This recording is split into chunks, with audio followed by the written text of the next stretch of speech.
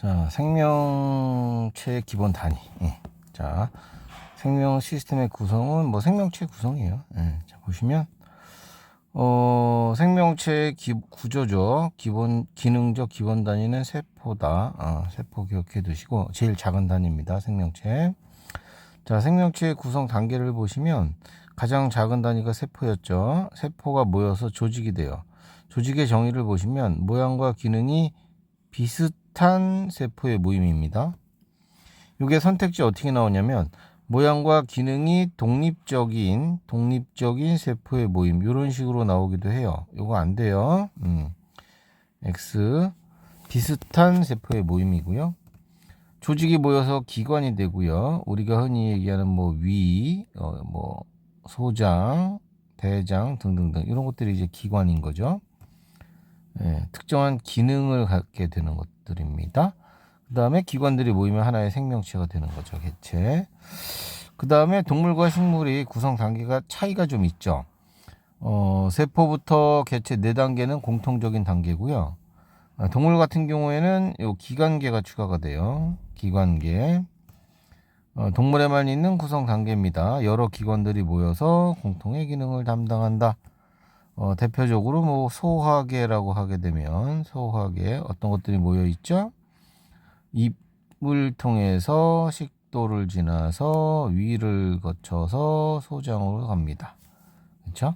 이렇게 음식물이 지나가는 경로 말고요. 간 있죠, 간. 간도 소화계로 들어갑니다. 그 다음에 음식물을 분해하는 거랑 관계가 없지만 대장에서는 수분 흡수가 많아요. 그래서 대장도 소화계로 들어갑니다. 그런 정도 체크해 두시면 되고, 식물 같은 경우는 세포가 모이면 조직이 모여서 조직계라는 단계를 동물하고 비교해서 조직계라는 단계가 하나 들어가 있네요. 식물의 기관은 많지가 않아요. 그러다 보니까 조직들을 묶어서 몇 단계의 조직계로 이름을 붙였고요. 식물의 기관은 크게 두 종류로 나눌 수 있어요. 영양기관하고요. 그다음에 뭐 생식기관 이렇게 두 가지로 나눌 수 있는데, 영양기관은 우리가 알고 있는 뿌리, 줄기, 잎. 뿌리, 줄기, 잎이 이제 영양기관이고요. 생식기관은 꽃과 열매가 되겠습니다. 꽃과 열매 이런 것들이 이제 생식기관이고요. 그 다음에 B단계로 가시면은 세포의 구조와 기능 나왔는데요. 기본적으로 세포라고 하는 것들은 뭘로 둘러싸여 있어야 되냐? 세포막으로. 공통입니다. 세포막으로 둘러싸여 있어야 세포입니다. 그래서 세포는 반드시 세포막이 있다. 그 다음에 그 내부는 핵이 있고요. 내부에. 그 다음에 핵 이외의 부분은 세포질이라고 명명합니다. 그래서 동물과 식물을 비교해 보시면은 공통적으로 있는 것들이 있고 식물에만 있는 게 있어요. 그죠? 여기 가시면은 핵은 뭐 동식물 공통이요. 핵 주변에 물질이 이동하는 통로인 소포체 이것도 다 들어가 있고요. 소포체 주변에 붙어있는 작은 알갱이들이 있죠. 이 알갱이들 보이시죠? 이런 알갱이들을 라이보솜이라고 합니다. 이것도 다 있고요. 뭐 세포막도 공통적으로 다 있고요.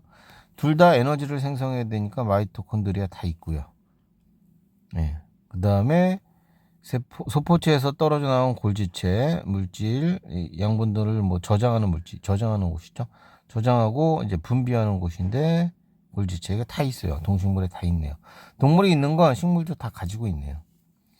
그러면 식물에만 있는 건 뭐가 있니 봤더니만 요거 엽록체 식물에만 있습니다. 그 다음 세포벽 요것도 식물에만 있습니다. 엽록체 광합성하는 곳이죠. 그 다음에 요 액포는요 이렇게 쓰시면 돼요. 주로 식물에만 있습니다. 주로 식물에만 있는 게 액포예요. 그러니까 동물에는 액포가 거의 없는데 있는 애들도 있대요. 약간 미생물 쪽에 가면은 동물인데 액포를 가지고 있는 애도 있긴 있습니다. 뭐 그렇고요. 그래서 식물에만 있다 이렇게 나오면 두 가지고요. 주로 식물에도 들어가 있는 거 포함시키면 액포도 들어갈 수 있다. 그 정도 보시면 될 것 같습니다. 그 다음에 개별 소기관들의 이제 특징이죠. 핵 그러면 가장 큰 소기관이고요. 공 모양으로 뚜렷하게 관찰. 핵막 체크해 두셔야 되겠죠. 핵막으로 둘러싸여져 있는데 핵막은 이중막입니다. 이중막이고요. 핵막에는 구멍이 뚫려 있어요. 핵공이 존재합니다. 핵공. 자, 이렇게 쓰셔야 되고요. 당연히 유전 정보를 저장하고 있는 DNA 같은 유전 물질이 들어가 있죠. 자, 라이보솜은 알갱이입니다. 알갱이 막 구조가 아니에요. 알갱이 모양이고요. 주요 기능은 단백질 합성 체크해 두시고요. 그 다음에 핵 주변에 있는 이 소포체, 이 소포체는요, 운반 기능이 있는 곳이에요. 단일막 구조, 막 구조로 이루어져 있고요. 핵막과 연결되어 있고요. 물질을 뭐 라이보솜에서 합성된 단백질이나 다른 지방 이런 성분들을 운반하는 기능을 합니다. 운반 기능 하면은 소포체, 그러니까 통로예요. 물질 이동 통로. 소포체에서 떨어져 나온 게 골지체인데요. 이 골지체는 여기서 만들어진 물질, 이동한 물질이 이쪽으로 이동을 하게 되면 여기서 잠깐 저장해 뒀다가 소낭에 싸가지고 외부로 분비하는 기능을 해요. 이 골지체는 물질 등을 저장했다가 바깥으로 분비하는 기능을 합니다. 최종 택배왕 같은 역할이겠죠. 자, 그래서 확대경에 있는 물질의 이동 경로 이것도 잘 알아두시면 좋을 것 같고, 그 다음에 엽록체 그러면 광합성입니다. 초록 색깔을 띠고 있으며 초록 색깔 띠는 이유는 엽록체 안에 있는 엽록소가 초록 색깔을 띠고요. 막으로 둘러싸여 있다. 역시 이것도 이중막입니다. 내가 이중막이라고 안 써주는 막은 단일막인 거예요. 자, 엽록체 이중막, 광합성 일어나는 장소고요. 그 다음에 마이토콘드리아 나왔습니다. 둥근 막대기 모양으로 막으로 둘러싸여 있다. 이것도 이중막. 세포호흡이 일어나는 장소로 산소를 이용해서 유기물 포도당을 분해해서 에너지 생성합니다. 에너지 생성. 자, 미토콘드리아 에너지 생성, 엽록체 광합성 이렇게 기억해 두시고, 여기다가 밑에 그림에서 보실 것은 빛에너지 흡수해서 엽록체가 광합성을 하죠. 그럼 양분을 만들어요. 산소도 방출하고. 저런 마이토콘드리아가 산소 흡수하고 포도당 흡수해서 다시 물과 이산화탄소로 돌리는데 화학에너지 생성한다고 되어 있죠. 이게 ATP라고 적어두시면 돼요. ATP가 에너지 저장 물질입니다. 자, 그 다음에 액포는 단일막으로 둘러싸여 있고요. 양분 저장, 물, 색소, 노폐물, 뭐 양분 같은 것도 들어갑니다. 이런 것들을 저장합니다. 식물세포에 발달되어 있고요. 노화된 세포일수록 큽니다. 세포막은 동식물 다 들어가 있죠. 세포를 둘러싸고 있는 막으로, 이것도 뭐 단일막이겠죠. 물질 출입을 조절합니다. 세포막을 통해서 물질이 들어왔다 나갔다 하죠. 그 다음에 세포벽은 식물세포에만 있어요. 그죠? 세포막 바깥에 있는 단단한 벽으로 세포를 보호하고 형태 유지합니다. 주성분은 셀룰로스 암기해 두셔야 되겠죠? 탄수화물의 일종이죠. 탄수화물 중에 다당류의 한 종류입니다. 그래서 세포벽의 주성분이 셀룰로스인데 우리는 저 셀룰로스를 소화시킬 수 있는 효소가 없어요. 사람은. 그래서 저런 셀룰로스 성분들은 배변으로 이제 그냥 배출이 되겠죠. 자, 그래서 밑에 있는 다음 페이지에 있는 문제 본문 보시면서 잘 풀어 보시고요. 그 다음에 이제 세포막입니다. 세포막, 동식물에 다 들어가 있는 세포들은 기본적으로 막을 가지고 있고요. 세포막은 인지질과 지방의 한 종류죠. 인지질과 단백질로 이루어져 있다. 여기서 단백질은 우리가 이렇게 부릅니다. 막단백질이라고 부릅니다. 막단백질. 근데 이 인지질로 세포막이 이루어져 있는데, 인지질은 기본적으로 이런 구조야.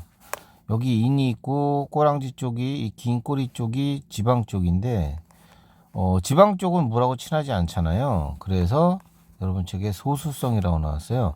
물과 친하지 않다는 뜻이고요.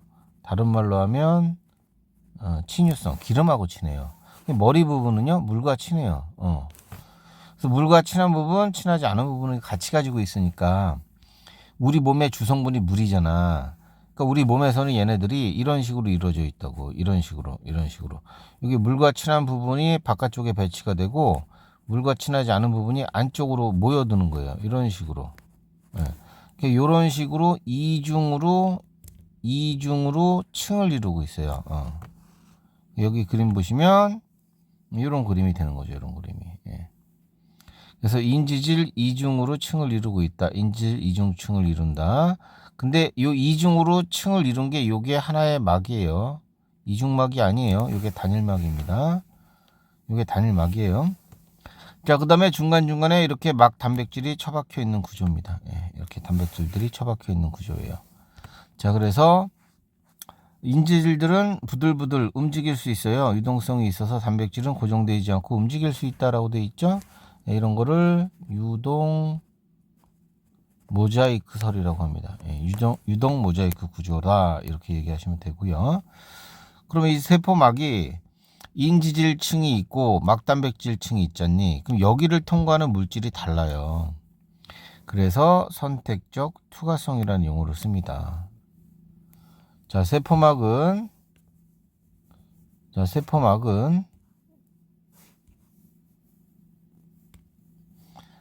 물질의 종류 뭐야 이거 뭐 어떻게 해야 돼? 왜 이래?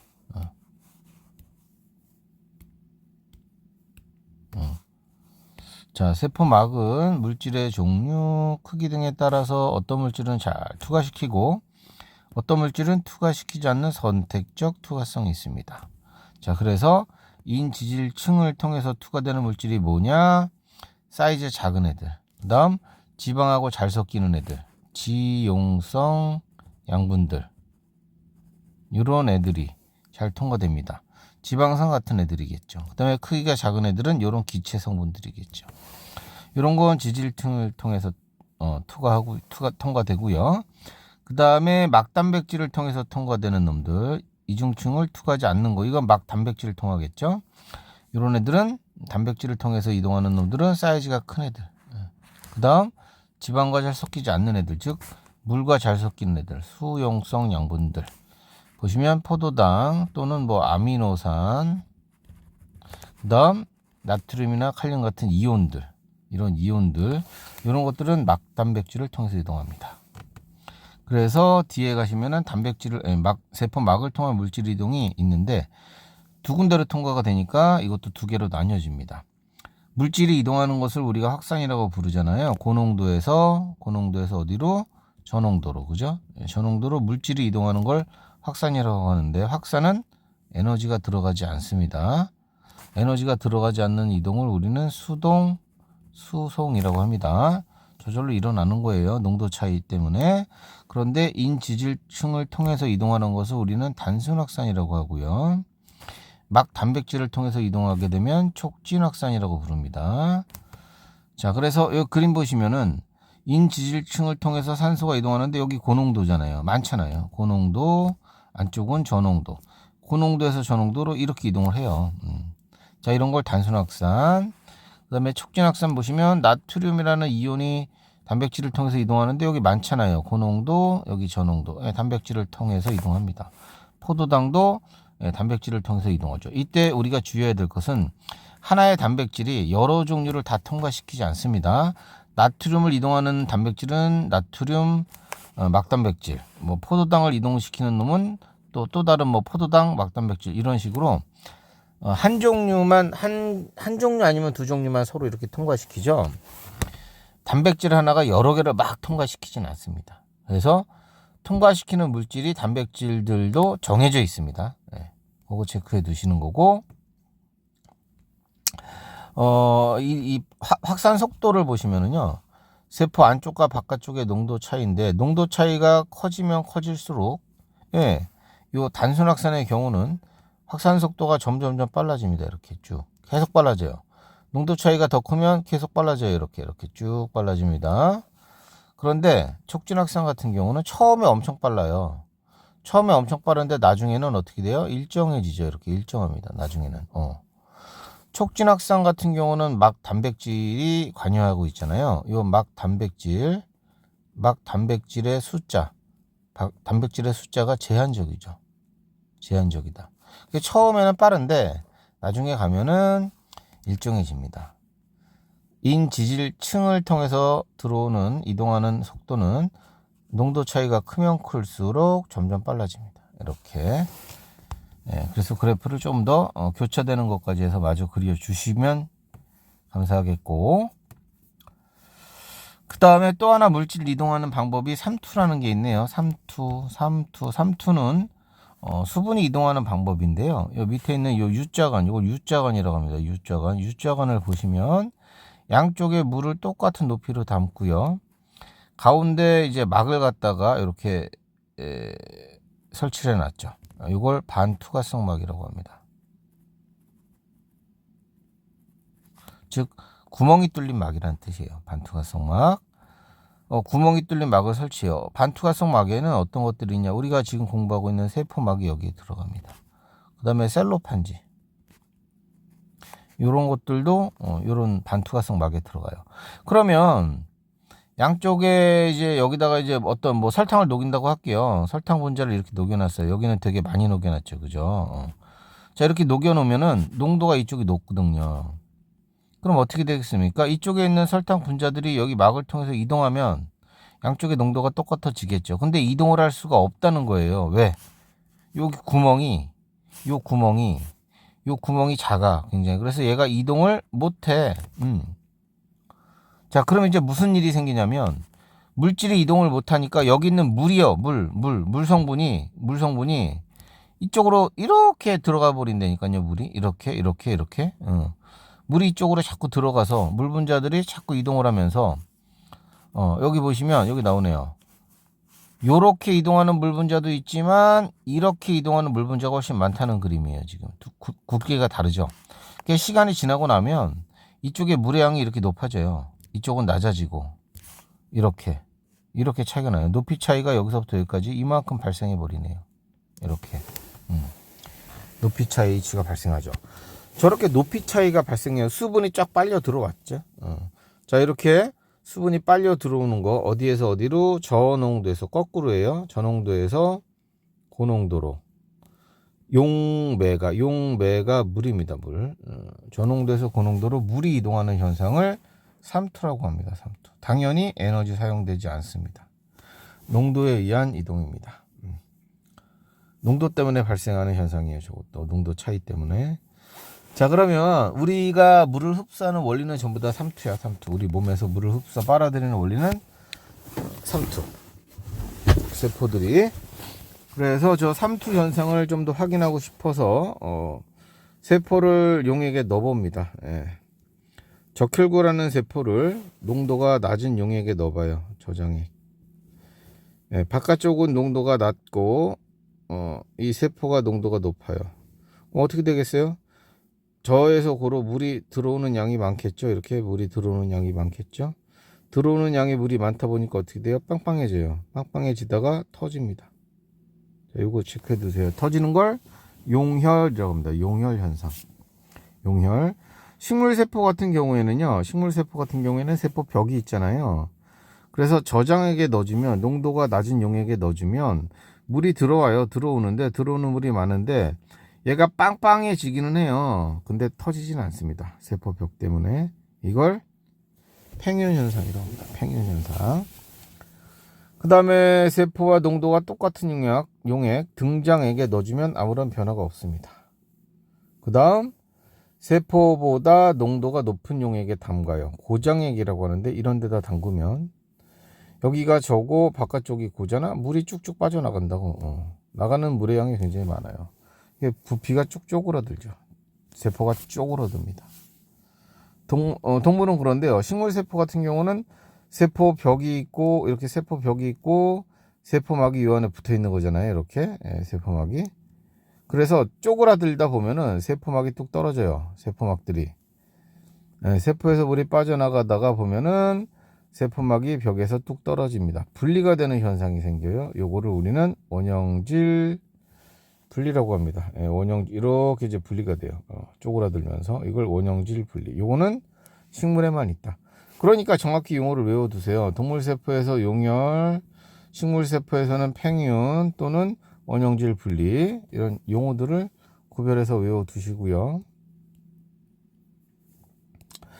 뭐 삼투의 얘는 수분 흡수예요. 뿌리털에서 토양의 물을 흡수한다. 뿌리털이 고농도, 토양이 저농도였나 보죠. 물이 이렇게 흡수가 되네요. 배추를 소금물에 절이면 소금물 고농도죠. 배추는 저농도예요. 그럼 배추에서 소금물로 물이 빠져나갑니다. 숨이 죽는다. 물이 빠져나간 거예요. 똑같은 거죠. 과일청 만들 때 과일에 설탕을 뿌려요. 여기 고농도, 설탕 뿌리는 거 고농도, 과일은 저농도. 물이 빠져나가겠네요. 과일이 흐물흐물해진다 이거죠. 뭐 그런 식으로 체크해 보시면 되겠습니다. 나머지 문제들도 본문 보시면서 쭉 풀어 보시기 바랍니다. 여기까지예요. 195쪽까지 문제 풀어 주시고 오시기 바랍니다. 자, 고생하셨습니다.